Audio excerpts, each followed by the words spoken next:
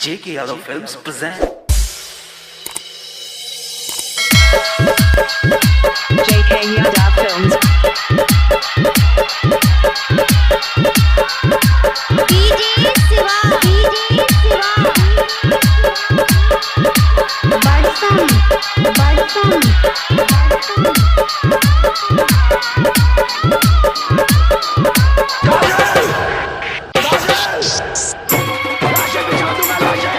छाती पर लिखै छियो नाम, छाती पर लिखै छियो नाम जलल सिगरेट से। छाती पर लिखै छियो नाम जलल सिगरेट से। हथ काट के देब परमान, हथ काट के देब परमान के जान प्लेट से। छाती पर लिखै छियो नाम जलल सिगरेट से।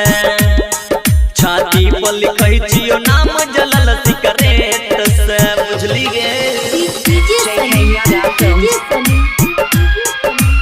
तो फिर क्यों आई मेरी जिंदगी में?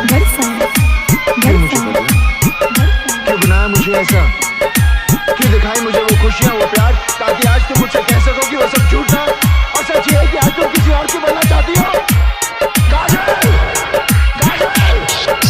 खाई के प्यार के क्रिया कहै छियो गे जान। भूल जैबो भगवान के पर भूलबो नहीं तोर नाम, पर भूलबो नहीं तोर नाम। खाई के प्यार के क्रिया कहै छियो गे जान।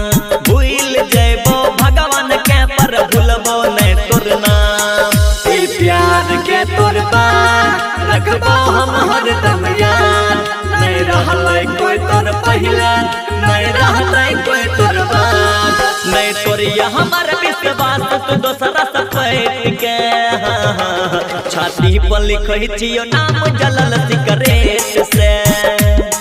छाती पर लिखै छियो नाम जलल सिगरेट से। DJ Siva, हम किसी दूसरे की अमानत नहीं। तुम सिर्फ मेरी हो और किसी की नहीं हो सकती। हम दोनों के बीच अगर कोई आया तो समझो वो मर गया। काजल, इन हाथों ने सिर्फ हथियार छोड़े हैं, जलाना नहीं भूले।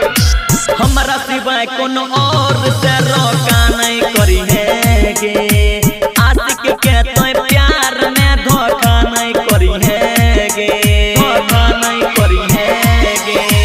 हमरा सिवाय कोनो और से रोका नहीं करी है गे। आशिक के अपन प्यार में धोखा नहीं करी है गे। नहीं भूली है कबो जान दुनिया के सारी के।